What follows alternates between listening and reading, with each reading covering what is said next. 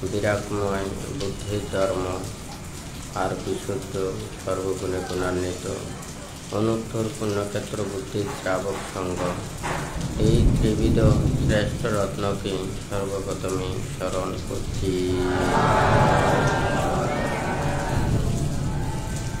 আজকে বুদ্ধ মহাধাতু চিত্তে উপস্থিত অত্র বুদ্ধ মহাধাতু চিত্তে সংশ্লিষ্ট সধর্মপ্রাণ উপাসক উপাসিকা তথা চট্টগ্রাম এবং পার্বত্য চট্টগ্রাম হতে আগত বিভিন্ন জায়গা হতে আগত ধর্মের পূজারী নির্বাণকামী দায়ক দায়িকা বৃন্দা, আপনাদের উদ্দেশ্যে কিছু ধর্ম উপদেশ প্রদান করার প্রারম্ভে প্রত্যেকের প্রতি মৈত্রীময় আশীর্বাদ জানাচ্ছি।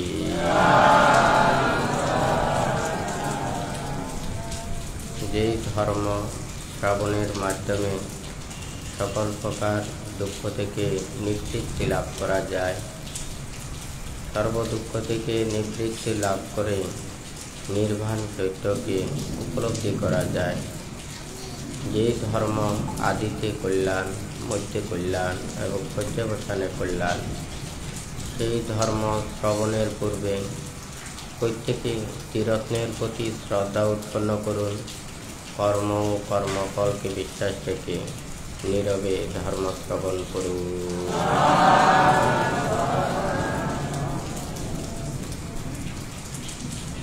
ধর্ম আমাদের মনকে জয় করতে পারে, মনের সকল প্রকার কালিমাকে দূরীভূত করতে পারে, মনের পাপকে ধ্বংস করতে পারে। আমাদের মানুষের মধ্যে যাহারা বড় হয়েছেন, জ্ঞানী হয়েছেন, গুণী হয়েছেন, আমাদের মনটাকে পবিত্র করতে পারলে, উন্নত করতে পারলে, ভালো করতে পারলে আমরাও একদিন উপরের দিকে উঠতে পারব। এই দেহটা কোনো কিছু নয়, মানুষের মনটাই হচ্ছে বড় জিনিস। মানুষের মন উৎকৃষ্ট হলে সেই মানুষও উৎকৃষ্ট হয়। মানুষের মন, চিন্তা, চেতনা নিকৃষ্ট হলে সেই মানুষও নিকৃষ্ট হয়। অর্থাৎ আমরা কায়ের দ্বারা যদি ভালো কর্ম করি, মনের দ্বারা ভালো চিন্তা করি, আমরা ভালো হতে পারব। আর যদি আমাদের মন যদি কুৎসিত হয়, কায়ের দ্বারা আমরা যদি খারাপ কাজ করি, বাক্যের দ্বারা খারাপ বাক্য ভাষণ করি, তখন আমরা আর ভালো থাকতে পারব। সেই জন্য বুদ্ধ ধর্মপদের গাথায় একটা কথা বলেছেন, উপদেশ দিয়েছেন। হয়তো কান্তে অনেকবার এই গাথাটি বলেছেন। কম্বুপমং খায়মিমং বিদিত্বং নগরূপমং চিতমিদং তপেত্বং যোদে তমারং পয়য়োদিনং জিতঞ্চরকে অনিবেশনোসিয়ং কম্বুপমং খায়মিমং বিদিত্বং নগরূপমং চিতমিদং তপেত্বং যোদে তমারং পয়য়োদিনং জিতঞ্চরকে অনিবেশনোসিয়ং কম্বুপমং খায়মিমং বিদিত্বং নগরূপমং চিতমিদং তপেত্বং যোদে তমারং পয়য়োদিনং জিতঞ্চরকে অনিবেশনোসিয়তি।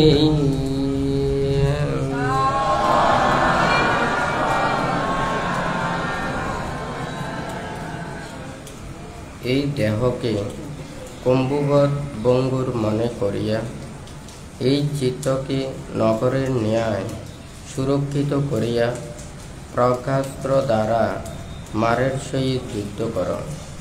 সকল আসক্তি পরিত্যাগ করিয়া লোকোত্তর জ্ঞানকে সযত্নে রক্ষা করো। বুদ্ধ এই উপদেশটা দিয়েছেন। এই প্রসঙ্গ নিয়ে ভান্তে এখানে বলছেন, এখানে খাইয়ের কথা বলেছেন, চিত্তের কথা বলেছেন, মারের কথা বলেছেন এবং আসক্তির কথা বলেছেন। আমরা কায়কে কিভাবে আমরা জয় করতে পারব, এখানে অনিত্য উপলব্ধি করে কায়ের প্রতি যাহা কিছু পাপ আছে এগুলো ধ্বংস করার জন্য বুদ্ধ উপদেশ দিয়েছেন। চিত্তকে ধ্যান ও ত্যাগের মাধ্যমে চিত্তকে সমাহিত করতে হবে। মারকে প্রজ্ঞাস্ত্র দ্বারা, প্রজ্ঞা দ্বারায় মারকে জয় করতে হবে।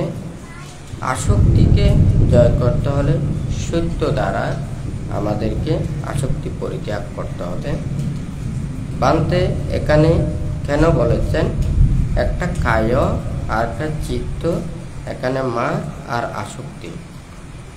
তো আমাদের এই দেহের যাহা কিছু আমরা সংসারে বা জীবন চলার পথে একজন মানুষ যখন জীবন অতিবাহিত করে, জীবন রক্ষার জন্য আমাদেরকে অনেক কিছু কাজকর্ম করতে হয়। হয়তো অনেকেই বলতে পারেন আমরা যদি কাজ না করি, আমরা যদি চাকরি না করি, কোনো একটা কর্মে যদি নিয়োজিত না থাকি, আমরা নিজের জীবনকে কিভাবে রক্ষা করব। বুদ্ধ উপদেশ দিয়েছেন একটা দায়িত্ব প্রতিপালন করতে গিয়ে, সংসারের নানাবিধ কর্ম করতে গিয়ে আমরা কিন্তু অনেক কিছু কর্মে জর্জরিত হয়ে যায়। অর্থাৎ এই দেহকে নিয়ে আমরা এত চিন্তা করতে পারি না, মনটাকে এত বেশি ওখানে ভাবতে পারি না, লোকোত্তর জ্ঞান লাভের জন্য চিন্তা করতে পারি না।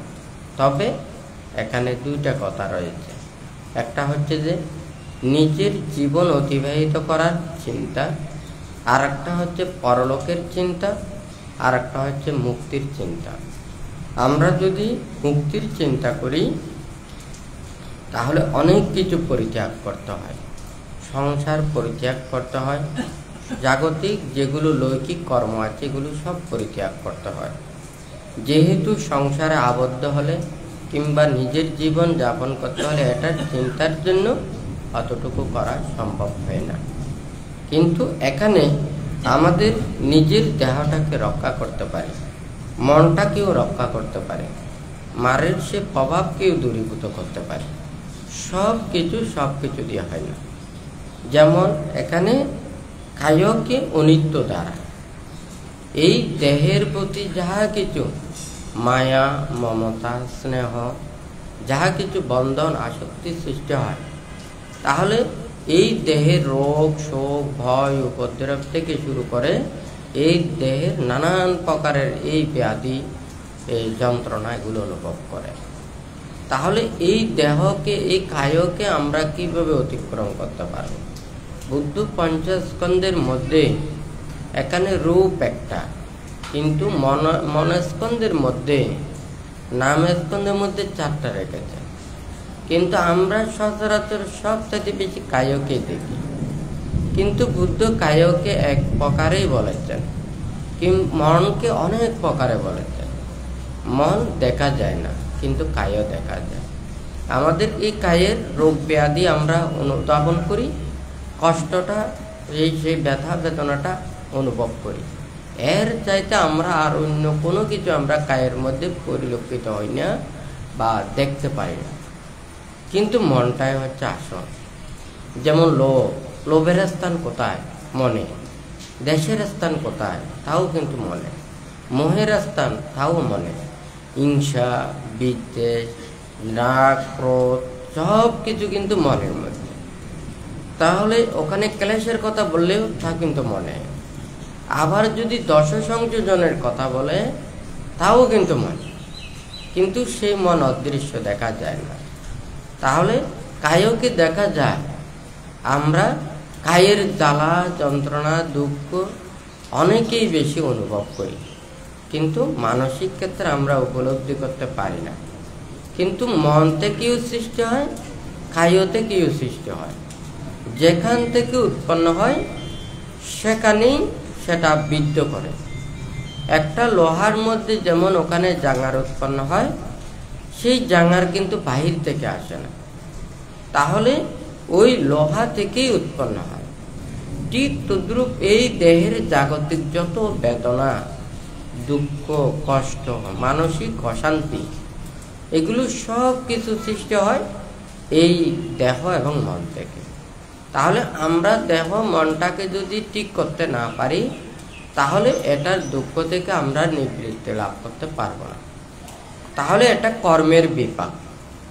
ভালো কর্ম করলে সেটার ফলটা হচ্ছে যে সুখ, আর খারাপ কর্ম করলে এটার ফলটা হচ্ছে যে দুঃখ।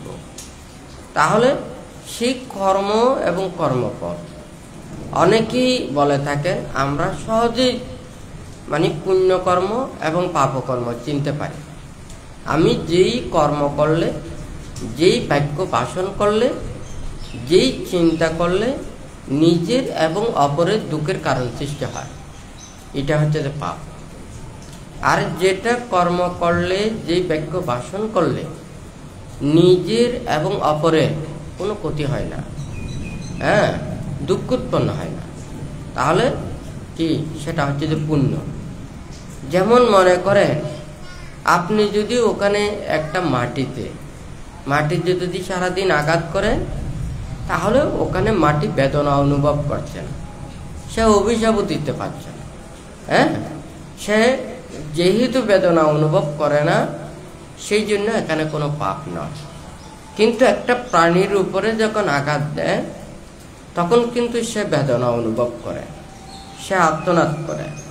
তাহলে নিজের এবং অপরের যেই কর্ম দ্বারা, বাক্য দ্বারা যদি দুঃখ পায়, তাহলে এটা হচ্ছে যে পাপ। তাহলে আমরা তো খুব সহজেই বুঝতে পারি, আমি একজনকে খারাপ বাক্য ভাষণ করলাম, আরেকজনের অনিষ্ট করলাম, কাউকে দুঃখ দিলাম, কষ্ট দিলাম, এতেই তো আমরা বুঝতে পারি এই কর্মটা খারাপ বা পাপ। তাহলে এটা বলার জন্য আর কাউকে কোনো কিছু চিন্তা করতে হবে না। পাপ যদি আমরা যদি পাপ ছাড়তে চাই, তাহলে অপরের এবং নিজের কথাটা চিন্তা করলে খুব সহজেই ধরা পড়ে। আমার গায়ে বাঁচলে যেমন আমি কষ্ট পাই, তাহলে অপরজনের গায়ে বাঁচলেও সে তো কষ্ট পাবে। তাহলে এটা আমার মনে করতে হবে পাপ। আমি যেমন সুখ চাই, আমি যেমন শান্তি চাই, অপরজনকে সুখ শান্তি দিতে পারলে তাহলে এটা হবে আমার পুণ্য। তবে সব সুখ শান্তি দিলে যে পুণ্য তাও নয়, এটা দ্বারা উপকৃত হতে হবে, যথার্থ মঙ্গল হতে হবে, কল্যাণ হতে হবে। তাহলে এটা হলে তাহলে সেটা ভালো কর্ম হবে। তাহলে সব কর্ম দিয়ে আবার সব কিছু লাভ করা যায় না। আপনি যদি স্বর্গের কর্ম করেন, স্বর্গে যাবেন। আপনি যদি ব্রহ্মলোকের কর্ম করেন, তাহলে ব্রহ্মলোকে যাবেন। আর যদি নির্বাণের কর্ম করেন, তাহলে নির্বাণ পাবেন। তাহলে স্বর্গের কর্ম, ব্রহ্মলোকের কর্ম এবং নির্বাণের কর্ম এক নয়। যেইভাবে কর্ম করবে সে সেইভাবে ফলভোগ করবে। যাহা কিছু মানুষের কুশল কর্ম সম্পাদন করে, মানুষের উপকার করে, কল্যাণ করে, ভালো করে, এটা হচ্ছে কুশল কর্ম। এটা দিয়ে ইহকাল এবং পরকালে সুগতি এবং স্বর্গলোকে লাভ করা যায়। আর যদি ধ্যান সমাধির মাধ্যমে প্রথম ধ্যান, দ্বিতীয় ধ্যান, তৃতীয় ধ্যান, চতুর্থ ধ্যান আদি অষ্ট সমাপত্তি, এই সমাপত্তি ধ্যানগুলো লাভ করে, তাহলে ওনারা ব্রহ্মলোকে উৎপন্ন হয়। বান্তে ওখানেও বলেছেন, যারা স্বর্গ উৎপন্ন করে এবং সুগতি এবং উৎপন্ন হয়, সবাই কিন্তু একই নয়। কেউ সম্যক দৃষ্টি প্রতিপন্ন, আবার কেউ মিথ্যে দৃষ্টি প্রতিপন্ন। আবার ব্রহ্মলোকেও যারা যায়, তাহারাও সম্যক দৃষ্টি প্রতিপন্ন থাকে, মিথ্যে দৃষ্টি প্রতিপন্ন থাকে।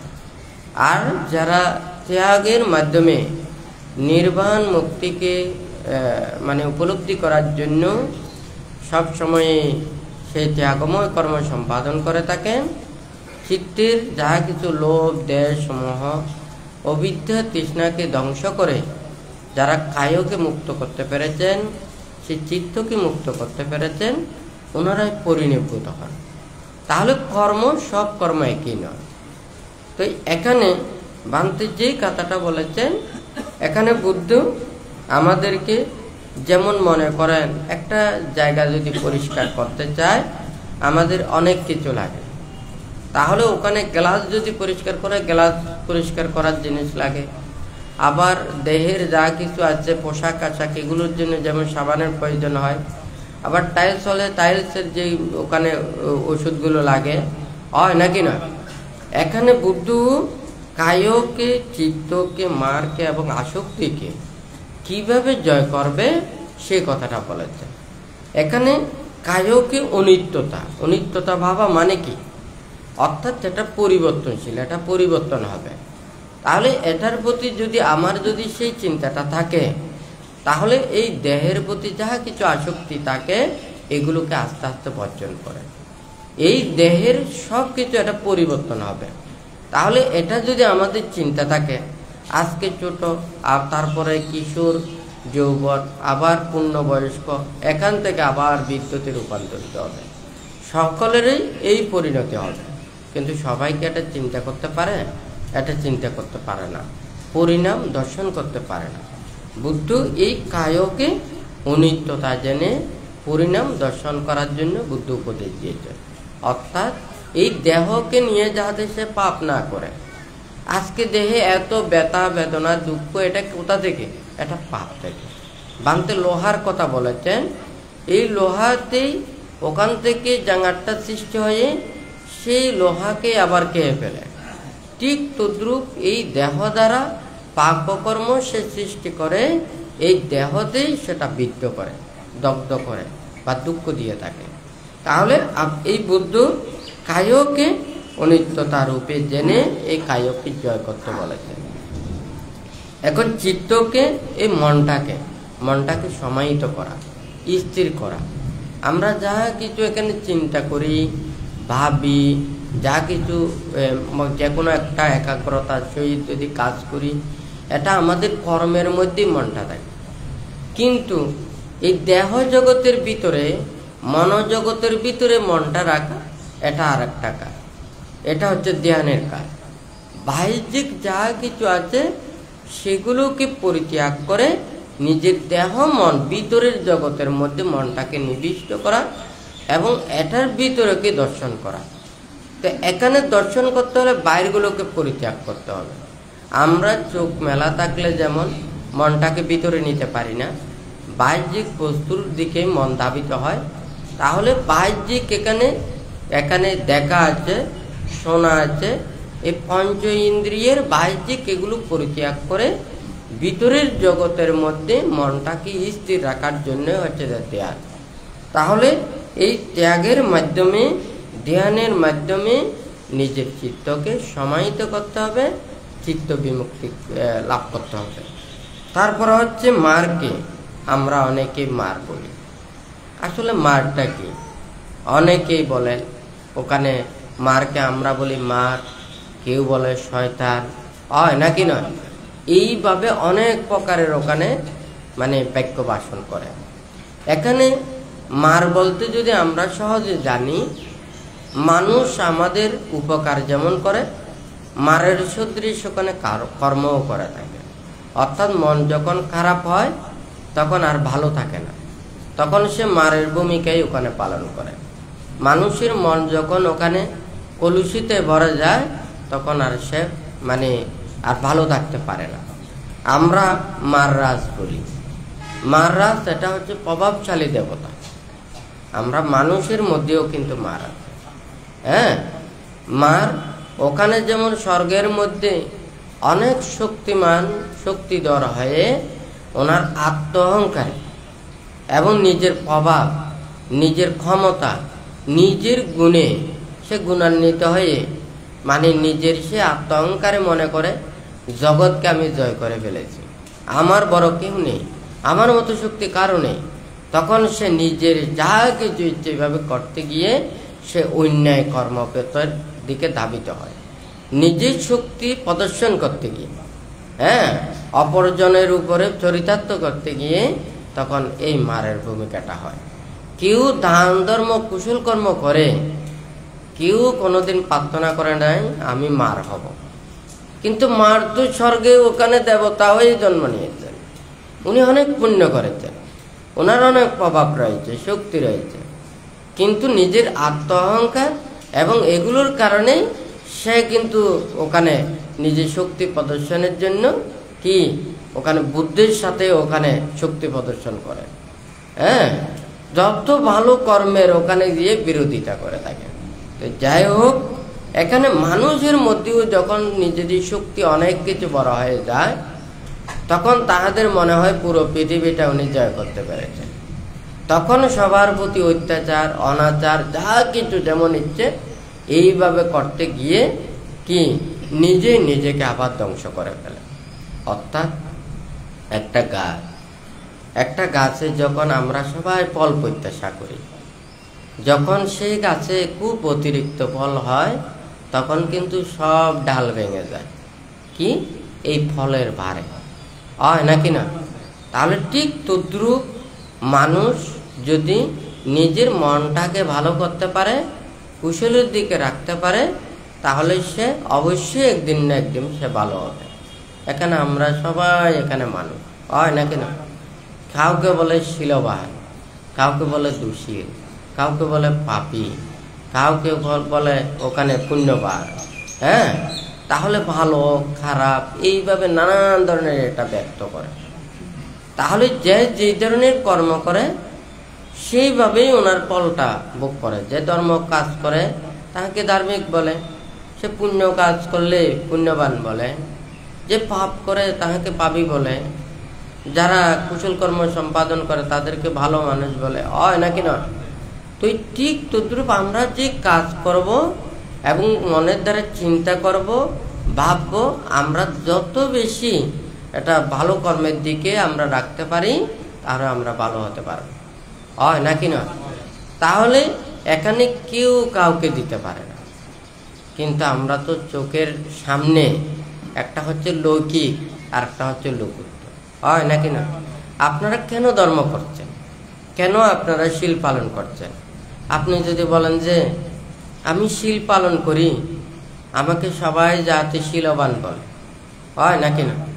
আচ্ছা, আপনি শীল পালন করলে আপনাকে যদি আপনাকে দুশীল বলে, আপনি কি দুশীল হবেন?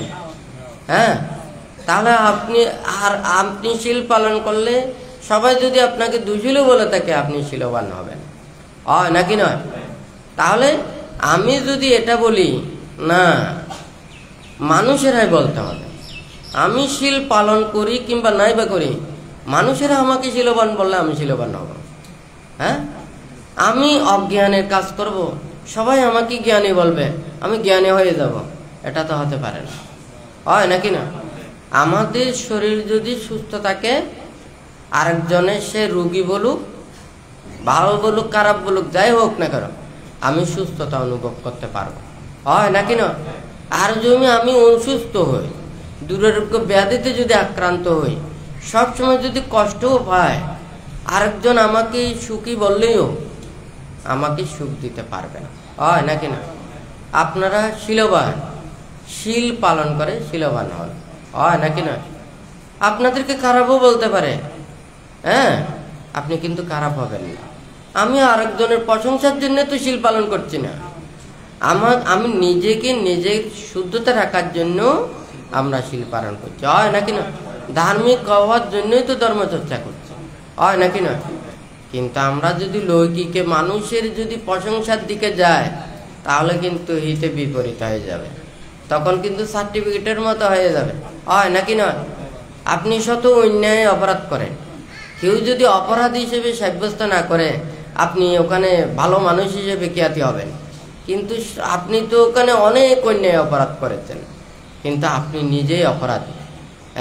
কেউ কাকে ক্ষমা করতে পারবে না। কর্মের বিপাক এটা ভোগ করতে হবে। যতই ক্ষমতা, যতই শক্তি দিয়ে আপনি এটাকে মানে বেআইনকে আইন করুন, আইনকে বেআইন করুন, এটা দিয়ে হবে না। কর্মের বিচার সকল ধর্মে বলে। হ্যাঁ, মৃত্যুর পরে তাহাকে জবাবদিহিতা দিতে হবে। সে কতটুকু পাপ কাজ করেছে, কতটুকু পুণ্য কাজ করেছে, এটার জবাব নেবে। দেবদূত সূত্রের মধ্যে ওখানে বর্ণনা আছে, কেউ যদি স্বর্গে যায়, কেউ যদি নরকে যায়, তাহাদেরকে কিভাবে যমদূত এবং ওখানে এই দেবদূতেরা তাহাকে প্রশ্ন করে। হ্যাঁ, তাহলে আপনি যদি স্বর্গের যদি ওখানে কাজ করেন, মৃত্যুর পূর্বক্ষণে ওখানে স্বর্গের দেবতারা এসে আপনাদেরকে নিয়ে যাবে। আর যদি পাপ এবং অন্যায় কর্ম সম্পাদন করে, মৃত্যুর পূর্বে ওখানে জম্বুতেরা এসে এমনভাবে ওখানে অত্যাচার করে করে ওখানে মানে নিয়ে যাবে। হয় নাকি নয়? তখন সকল ধর্মে ওখানে বলে পাপ এবং পুণ্যের কথা। মৃত্যুর পরে তাহাকে এগুলোর জবাব দিতে হবে। সে ভালো কর্ম করলে ভালো স্থানে যাবে, সে ভালো পুরস্কার পাবে। আর যখন সে খারাপ কর্ম করে, মৃত্যুর পরে তাকে এই কষ্ট পেতে হবে, শাস্তি পেতে হবে। তো যাই হোক, এখানে বুদ্ধ যে কথাটা এখানে বলেছেন, মানে ওখানে মারকে প্রজ্ঞাস্তর দ্বারা, প্রজ্ঞা দ্বারা, জ্ঞান দ্বারা, অর্থাৎ এখানে যা কিছু এখানে মার কোথা থেকে আবার সৃষ্টি হয়? আমাদের এখানে লোভ, দেশ, মোহ, হিংসা, বিদ্বেষ কোথা থেকে সৃষ্টি হয়? যেমন এটা যদি বলি, সর্বপ্রথম হচ্ছে যে সংসার। হ্যাঁ, সংসারে আবদ্ধ হলে এখানে স্ত্রীর কথা চিন্তা করতে হয়, ছেলে মেয়েদের কথা চিন্তা করতে হয়, ভরণ পোষণের কথা চিন্তা করতে হয়, আয় রোজগারের কথা চিন্তা করতে হয়, হয় নাকি নয়? সারা জীবন চলার কথা চিন্তা করতে হয়। এখন হয়তো কেউ বৈধ উপায়ে সৎভাবে পারে, আবার কেউ কেউ বৈধ উপায়ে সৎভাবেও নিজের জীবন চালাতে পারে না। তাহলে এই সংসার চালানোর জন্য ওখানে নানান ধরনের অন্যায় কর্মপথে ওখানে আশ্রয় নিতে হয়, হয় নাকি নয়? প্রথমটা হচ্ছে যে এখানে হচ্ছে যে সংসার। যদি সংসার ত্যাগ করে তখন মাত্র চিন্তা থাকে একজনের, হয় নাকি নয়? সংসার বৃদ্ধি হবে না, হয় নাকি নয়? তাহলে এই যে সংসার করলে প্রথমে হচ্ছে স্ত্রী বা স্বামীর চিন্তা, হয় নাকি নয়? ছেলে মেয়ে নাতি ভতি এই থেকে শুরু করে এটা লতা পাতা অনেক বড় হয়ে যাবে, হয় নাকি নয়? তাহলে ওই দুঃখগুলো সব তখন মাথায় আসবে। তাহলে বুদ্ধ এই সংসারকে প্রথমে কিন্তু দুঃখের কথাটা বলেছেন, কিন্তু এই সংসার চক্রকে এটাকে অতিক্রম করা সহজ নয়। তাহলে তারপর দ্বিতীয়টা হচ্ছে যে কি, বান্তা এখানে যে প্রজ্ঞাস্তরের কথায় মারকে বুঝাতে চেয়েছেন, তাহলে প্রথমটা হচ্ছে যে সংসার থেকে দুঃখ সৃষ্টি। তা আমরা হয়তো এখানে দেহের মধ্যে অসুখ হয়, রোগ ব্যাধি সৃষ্টি হয়, তাহলে আমরা কিন্তু ওই দেহ থেকে রোগ থেকে পরিত্যাগের জন্য, পরিত্রাণ পাওয়ার জন্য আমরা ওষুধ সেবন করি, হয় নাকি না? আপনারা প্রতিক্ষণ দেখেন না, একবার মাথা ব্যথা, আর একবার পিঠ ব্যথা, আর একবার বুক ব্যথা, হয় নাকি নয়? এই সমস্যা এই সমস্যা, এগুলো সমস্যার ওষুধ খেতে খেতে সারা জীবন খেতে হয়, হয় নাকি না? এখন খেতে খেতে আরো পাওয়ারই খেতে হয়, হয় নাকি না? সারা জীবন ওগুলো ওষুধ খেতে খেতে এই ব্যাধি কমানো যায় না, দুঃখ কমানো যায়, হয় নাকি না? এখন দেহটাকে রক্ষা করার জন্য আবার সারা জীবন এগুলো নিয়ে টেনশন করতে হয় নাকি না? বুদ্ধির সময় এত হাজার হাজার কোটি কোটি ভিক্ষু সময় বনে জঙ্গলে একাকি সবাই ধ্যান করেছে, হয় নাকি না? এই আপনাদের মতে এতগুলো ওষুধপত্র এগুলো নিয়ে, ট্যাবলেট বড়ি এগুলো নিয়ে থাকলে কেউ বনে জঙ্গলে যেতে পারবে, হয় নাকি নয়? জঙ্গলে যাবেন নাকি টাউন বন্দরে হসপিটাল ক্লিনিকে যাবেন, হয় নাকি নয়? আরো নিজেদের সুবিধার জন্য অসুখ বিসুখ হলে হাসপাতাল ক্লিনিকে সকলে যাবে, সহজে যাওয়ার জন্য ওখানে শহরে থাকতে হয়, তাড়াতাড়ি যাতে চিকিৎসা হয়, হয় নাকি না? এখন বুদ্ধ বলেছেন বনে জঙ্গলে যাওয়ার জন্য, হয় নাকি না? তাহলে আপনাদের এই শরীর দিয়ে, এই চিন্তা দিয়ে, এই সংসার দিয়ে গভীর বন জঙ্গলে এইভাবে ত্যাগ অনুশীলন করতে পারবেন? হ্যাঁ, কি ভিতরের জগতে চিন্তা করবেন? বাইরের জগতের এগুলো সামলাতে সামলাতে 24 ঘন্টা শেষ, হয় নাকি নয়? আর নির্বাণ এবং মুক্তির চিন্তা করার ওখানে ঘন্টার টাইম মধ্যে নেই, হয় নাকি নয়? তাহলে কবে নির্বাণ এবং মুক্তি? তবে এটা একটা বুদ্ধের সময় উপাসক উপাসিকারা ছিলেন ধার্মিক যারা সব সময় ওনারা চিন্তা করতেন। আমাদের ভিক্ষু সমান যারা রয়েছেন ওনারা সব সময় ত্যাগ অনুশীলনের মাধ্যমে দিবারাত্রি বুদ্ধ যেভাবে ভাবনা করতে বলেছেন, চিন্তা করতে বলেছেন, এগুলো চিন্তা ভাবনা করে ওনারা অনাসক্তময় জীবন অতিবাহিত করেন।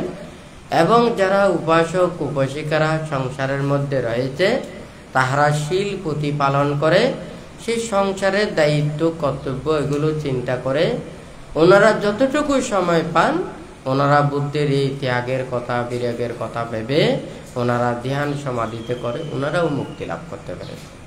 হ্যাঁ, কিন্তু আজকে তো মানুষেরা সেই ধরনের না। এখন মানুষের টেনশন বেশি, উচ্চ আশা আকাঙ্ক্ষা বেশি, ইচ্ছে বেশি, সবাই শুধু দূরতেছে আর দূরতেছে, হয় নাকি না? কার আগে কে, কার উপরে কে উঠবে, হয় নাকি না? তাহলে নির্বাণ এবং মুক্তির চিন্তাটা আর লৌকিক চিন্তাটা এটা কিন্তু বিরাট ওখানে তফাৎ, হয় নাকি নয়?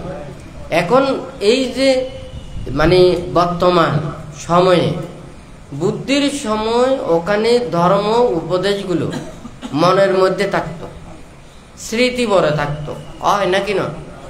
আর এখন হচ্ছে যে পাঠ্যপুস্তকে বইপত্রে, হয় নাকি না? পুরো টিভিটাকে ওখানে ঘরে ঘরে পাওয়া যায়। হ্যাঁ, এতগুলো মুখস্থ করতে মানে ওখানে জীবন চলে যাবে, মুখস্থ করা যাবে না, হয় নাকি না? কেন? আপনারা 5টা শিল মুখস্থ করুন, 8টা শিল মুখস্থ করুন, হয় নাকি নয়? বুদ্ধি যাই ভাবনাগুলো বলেছেন, বুদ্ধির চিন্তার কথাগুলো বলেছেন, এগুলো ভাবলেই তো হয়ে যায়। আপনি পুরো টিভিটা মুখস্থ করেছেন, 5টা শিল প্রতিপালন করতে পারেন না, আপনি উপাসক হবেন না, উপাসিকা হবেন না, হয় নাকি না? এখন এতগুলো শিখে এতগুলো এগুলো করে লাভটা কি, হয় নাকি না? তাহলে 5টা শিল প্রতিপালন করে, 8টা শিল প্রতিপালন করে, 10টা শিল প্রতিপালন করে, 227 শিল প্রতিপালন করে ওখানে ধর্মকে রক্ষা করা যাবে। এটা হচ্ছে বিনয়, এটা হচ্ছে যে নীতি। বিনয় বৌদ্ধ শাসনের আয়ু সদৃশ। একটা রাস্তায় যেমন যে কোনো ওখানে গাড়ি যায়, হয় নাকি না? ছোট গাড়ি যায়, বড় গাড়ি যায়, ওখানে প্রতিটা জায়গায় নির্দেশনা আছে, নীতিমালা আছে, হয় নাকি না? একটা ভানতে বলেছে যে এই গাড়ির যানজট, এটা আজকে হয়তো প্রসঙ্গে একটা কথা উঠেছে, সবার শিক্ষা, এটা দেশ সমাজ রাষ্ট্র বিশ্ব সবাই কিন্তু এটা যানজট কমাতে পারে। এটার জন্য আমাদেরকে কি করতে হবে? একটা গাড়ি থেকে একটা গাড়ি কমপক্ষে 5 ফিট দূরে থাকতে হবে, হয় নাকি না? একটা রাস্তা দিয়ে কতটা গাড়ি পর্যন্ত যেতে পারবে এটা নীতিমালা করতে হবে। এখন কথাটা বোঝা গেছে? তাহলে একটা রাস্তা দিয়ে কতজন ওখানে মানুষ যাবে, কতটুকু গাড়ি যাবে, কতটুকু পর্যন্ত ধারণ ক্ষমতা থাকে, এই নীতিমালা দিয়ে দিতে হবে, হয় নাকি না? তাহলে একটা রোড যদি মনে করে ওখানে রোডটা ছোট, মানুষের যাতায়াত বেশি, অবশ্যই যানজট হবে, হয় নাকি না? তাহলে এখানে কি রূপে, এখানে আমরা কোন পদ্ধতিতে, যেমন মনে করেন অনেক প্রকারের গাড়ি ব্যবহার করে, ছোট গাড়ি বড় গাড়ি, একটা বাসের মধ্যে ওখানে 40 জন মানুষ নেওয়া যায়, কতটুকু জায়গা ওখানে কাটে, হয় নাকি না? আর ওখানে 40 জন মানুষের জন্য ওখানে 5 40, হয় নাকি না? 8টা সিএনজি রাখতে হবে, 8টা সিএনজি কতটুকু জায়গা খায়, আর হচ্ছে যে ওখানে মানে একটা বাস কতটুকু জায়গা খায়, কথাটা ঠিক আছে নাকি বেটি? আর আপনি যদি ওখানে যদি 40টা যদি ওখানে মানে বাইক যদি রাখে, 20টা বাইক যদি রাখে, হ্যাঁ মোটর সাইকেল যদি রাখে, রাস্তাটা কতটুকু মানে ওখানে মানে খেয়ে ফেলে, হয় নাকি না? এখন আমরা কেউ কারো ওখানে নীতিমালা মানতে চাই না, হ্যাঁ, কিন্তু আমরা একজন অপরজনের উপরে এখানে করতে চাই। তাহলে এই নীতিগুলো যদি আমরা মেনে চলি তাহলে সহজেই তো এগুলো সব সমাধান হয়ে যায়, হয় নাকি নয়? তাহলে ঠিক তদ্রূপ আমাদেরও দায়ক দায়িকা পঞ্চশীল এবং অষ্টশীল, হয় নাকি নয়? আর হচ্ছে যে আমাদের ভিক্ষু সামনেরা 10 শিল এবং 227 শিল, অটোমেটিক দেখা যাবে যে এগুলো ঠিক হয়ে যাবে। হ্যাঁ, এখন এই শিলগুলো যখন পালন করতে যাব তখন কিন্তু এই নিয়ম নীতি সব এসে যাবে। ওখানে টাকা পয়সা ধরতে পারবে না, আয় রোজগার করতে পারবে না, ক্রয় বিক্রয় করতে পারবে না, হাটে বাজারে যেতে পারবে না, ব্যবসা বাণিজ্য করতে পারবে না। বান্তের কথাটা ঠিক আছে নাকি নেই? আপনারা বলুন। তাহলে আমরা কি করি? আমরা পাশে জ্ঞান চাই, কিন্তু আমরা পাশের জ্ঞানকে মূল্যায়ন করি না। হ্যাঁ, পুরো ত্রিপিটক ওখানে মুখস্থ করেছেন, নানান দেশনা দিয়েছেন, নানান উপদেশ দিয়েছেন, এগুলোকে আমরা মূল্যায়ন করি। কিন্তু আমরা যেগুলো খুব সহজে আমরা অতিক্রম করতে পারি সেগুলোকে আমরা ধারণ করি না। হয় নাকি নয়? ওই একজন মানুষ বানতে গত শুক্রবারে বানতে দেশনায় বলেছেন উপাসক উপাসিকা কিভাবে হয়। তাহলে 10টা গুণে গুণান্বিত হলে ওনারা উপাসক এবং উপাসিকা হয়।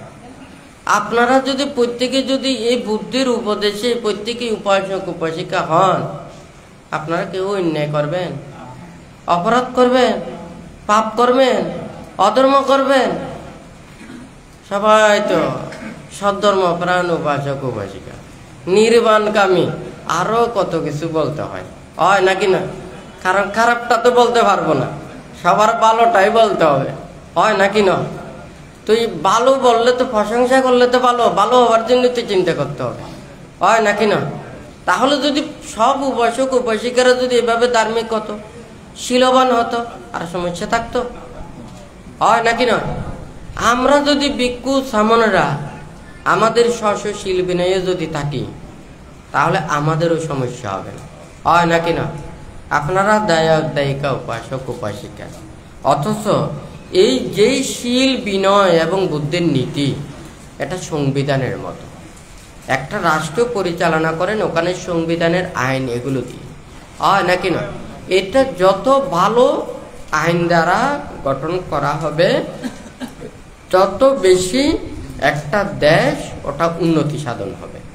আইন যত ভালো হবে এটা প্রয়োগ হবে এবং মানুষের কল্যাণমুখী হবে, একটা দেশ দিন দিন সমৃদ্ধ হবে, হয় নাকি না? বুদ্ধ নির্বাণ সত্যকে উপলব্ধি করার জন্য, সবাইকে মুক্তির পথে আসার জন্য আমাদেরকে এই বিনয় ধর্মগুলো দিয়েছেন, হয় নাকি না? আমরা এই বিনয় নিয়ম নীতিতে আমরা চলতে চাই না, তা আমাদের অধঃপতন হবে, আমাদের দুঃখ পেতে হবে, আমাদের কষ্ট পেতে হবে। তবে একটা সবারই এটা প্রয়োজন। আমরা বললাম, কিন্তু আপনারা উপাসক উপাসিকারা এগুলো আপনারা চিন্তা করেন না, আপনারা ভাবেন না, আপনারা বুঝতে চেষ্টা করেন না, তাহলে তো আমাদের কষ্ট পেতে হবে। আমরা বিনয়ের কথা বলবো, আপনারা বিনয় মানবেন না, বিনয় মতো চলবেন না, আপনারা দুর্বিনয়ী অভিনয়ী হয়ে চলবেন, অভিনয়কে আশ্রয় প্রশ্রয় দেবেন, তখন তো দেখা যাবে যে এখানে তো ধর্ম তো শেষ, হয় নাকি না? আমি একটা ভালো কাজ করলাম, উপদেশ দিলাম, আপনারা আমার নামে গিয়ে ওখানে নালিশ করে দিয়েছেন, হয় নাকি না? এখন পান্তে যদি অন্যায় অপরাধ না করে থাকে, এখন আমার নামে নানান ধরনের বদনাম দুর্নাম নানান কিছু বলবে, আমার তো খারাপ লাগবে, হ্যাঁ, হয় নাকি না? কিন্তু এখন আমরা তো এই ওখানে বাহ্যিক প্রশাসনের কাছে তো আমরা যেতে পারবো না, হয় নাকি না? বুদ্ধির আইন আছে, বুদ্ধির সময় বুদ্ধ প্রমুখ ভিক্ষু সংঘের জন্য যা কিছু ওখানে অনুশাসন করেছেন বুদ্ধই করেছেন, হয় নাকি না? বর্তমানে সংঘরায় করে, হয় নাকি না? তাহলে সংঘ তো ধর্মমুখী হতে হবে, ধর্মের সে আচরণটার প্রতিপালন করতে হবে, একটা ভাবতে হবে। হ্যাঁ, আমরা যদি এগুলোকে যদি নিয়ম নীতি এগুলো যদি না মানি, আর পুরো ত্রিপিটক ওখানে মুখস্থ করে লাভটা, হয় নাকি না? তাহলে আমাদের এই শীল বিনয়টা হচ্ছে এই এখানে আইন সূত্রী। তো সেই জন্যই বুদ্ধ বলেছেন যে কি, বিনয় নাম বুদ্ধ শাসন স্থায়ী। আপনারা প্রত্যেকেই বেঁচে থাকতে চান, সুস্থ শরীরে বেঁচে থাকতে চান, হয় নাকি না? কেউ মরতেও চায় না, কেউ কষ্টও পেতে চায় না। তাহলে আমরা ধর্মের শ্রীবৃদ্ধি সাধন করতে চাই, ধর্ম জ্ঞান লাভ করতে চাই, হয় নাকি নয়? তাহলে বিনয় নাম বুদ্ধ শাসন স্থায়ী, বিনয় বুদ্ধ শাসনের আয়ু বর্ধন করবে, অর্থাৎ আমাদের জীবনটাকে আমরা রক্ষা করতে পারবো, হয় নাকি নয়? আর আমরা যদি সুন্দরভাবে ধর্ম কথা ভাবি, ধর্মজ্ঞান উৎপন্ন করতে পারি, তাহলে আমরা এই মুক্তির কর্মপথের দিকে যেতে পারবো, হয় নাকি না? তাহলে আমরা সবাই বেঁচে থাকতে চাই, সুস্থ শরীরে বেঁচে থাকতে চাই, হয় নাকি না? তাহলে আমাদেরকে বিনয় রক্ষা করতে হবে, বুদ্ধের ধর্মপথে আমাদেরকে চলতে হবে, হয় নাকি না? তাহলে যদি মনে করেন এই দুইটার মধ্যে একটাও নেই, হ্যাঁ, আপনার টাকা আছে, পয়সা আছে, ধন আছে, দৌলত আছে, অনেক কিছু আছে, হ্যাঁ, আপনি ক্যান্সার রোগে আক্রান্ত, আপনি দুরারোগ্য ব্যাধিতে আক্রান্ত, আপনি মানসিক রোগে আক্রান্ত, নানান প্রকার ওখানে দুঃখ, হতাশা, ব্যর্থতায় আক্রান্ত, হয় নাকি না? আপনি কি সুখ পাবেন? আপনার কি শান্তি লাগবে? হ্যাঁ, ওখানে সুখ শান্তি কোনো কিছু লাগবে না, কারণ আপনার আয়ু শেষ, হয় নাকি না?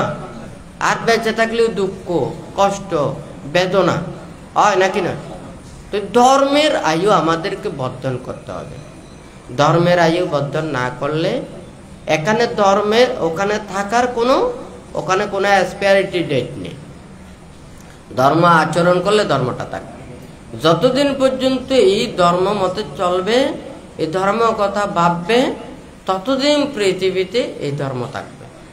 বুদ্ধ এটা কোনো 5000 বছর না, 10,000 বছর না, যত বছর এটা আচরণ করবে, প্রতিপালন করবে, ততদিন ধর্মটা থাকবে। এটা তো আমরা সোজা করে বলতে পারি, কিন্তু যারা আচরণ করে না, অনুশীলন করে না, প্রতিপালন করে না, ওনারা বেশি তত্ত্ব উপাত্ত ব্যাখ্যা, উদাহরণ, নানান এগুলো যুক্তি উপমা দিতে চায়। হ্যাঁ, নাচতে না জানলে উঠান বাঁকা, হয় নাকি না?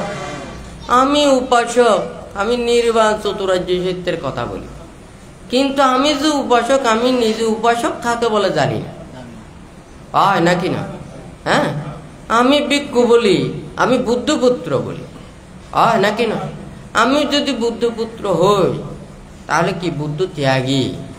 তাহলে আমাকে এই বুদ্ধির কর্মপথের দিকেই ওখানে যেতে হবে, ত্যাগীর কর্মপথেই থাকতে হবে, হয় নাকি না? তাহলে আমি বুদ্ধপুত্র। হ্যাঁ, আমি যেখানে আছি সেটাকে নিয়ে যদি আমি চিন্তা না করি, আমি অপরগুলো চিন্তা করে কোনো কিছু লাভ নেই, হয় নাকি না? আজকে ভান্তেও আস্তে আস্তে চাই প্রত্যেক ধর্মপ্রাণ মানুষেরা ধর্ম কথা ভেবে ধর্ম পথে চলে, নিজেরা সেই ধর্ম উপলব্ধি করে ধর্মের শ্রীবৃদ্ধি সাধনের জন্য সবাই যদি চেষ্টা করে, সবাই যদি চিন্তা করে, যে যেই অবস্থানে থাকুক না কেন, যে যেই স্থানে থাকুক না কেন, আমরা বুদ্ধির ধর্মপথের কথাটা সেটা ভাবি, চিন্তা করি, শীল বিনয় ধর্ম আচরণ করি, তাহলে আমাদের সেই জ্ঞান উপলব্ধি হবে, হয় নাকি না? বুদ্ধ তো বলে নাই যে আমি বুদ্ধি জ্ঞান লাভ করেছি বুদ্ধ গয়ায়। আপনারা সবাই বুদ্ধ গয়ায় যায়, হয় নাকি না? আপনারাও জ্ঞান লাভ করতে পারবেন, হয় নাকি না? সেটা হচ্ছে পবিত্র স্থান, যে স্থানে গেলে আমাদের সবার ভালো লাগে, হয় নাকি না? তাহলে কিন্তু এই নয় যে আমি ওখানে গেলে পাপ মুক্ত হতে পারবো, হয় নাকি না? আপনি শীল পালন করেন না, ধর্ম আচরণ করেন না, ওখানে গিয়ে ওখানে কি স্নান করার মতো নাকি? তাহলে তো প্রত্যেক দিনে স্নান করতে হয়, কয়দিন যেতে পারবেন, হয় নাকি না? তাহলে বুদ্ধ কি বলেছেন? আরাইয়া গাতোবা, রুক্ষ মূল গাতোবা, সুইয়া গারা গাতোবা। হ্যাঁ, ওখানে ত্রিপিটকের পাতায় পাতায় এই 3টা কথা বলেছেন, ত্যাগের কথাটা। নির্জন স্থানে গিয়ে তারা আত্মমুক্তির জন্য যাতে ধ্যান করেন, ত্যাগ অনুশীলন করেন, হয় নাকি না? এটার জন্য সহজ হবে যে স্থানে অবস্থান করুন না কেন, সেই স্থানেই ওখানে বিচার করে, নীরব নিস্তব্ধ স্থান নির্বাচন করে ওখানে ত্যাগ অনুশীলনের মাধ্যমে বুদ্ধের কথাগুলো ভেবে নিজের প্রজ্ঞার কর্ম সম্পাদন করার জন্য, হয় নাকি নয়?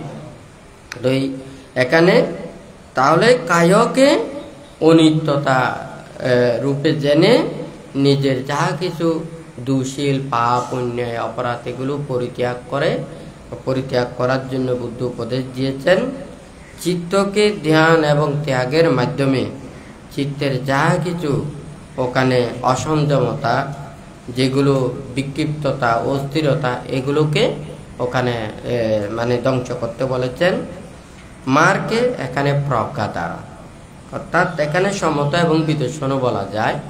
হ্যাঁ, তাহলে ওই মারকে প্রজ্ঞা দ্বারা এখানে হচ্ছে যা কিছু মনের ভিতরে লোভ, দেশ, মোহ এবং সংযোজন, ক্লেশ, অবিদ্যা, তৃষ্ণা এগুলোকে ধ্বংস করার জন্য প্রজ্ঞা দ্বারাই ধ্বংস করতে বলেছেন।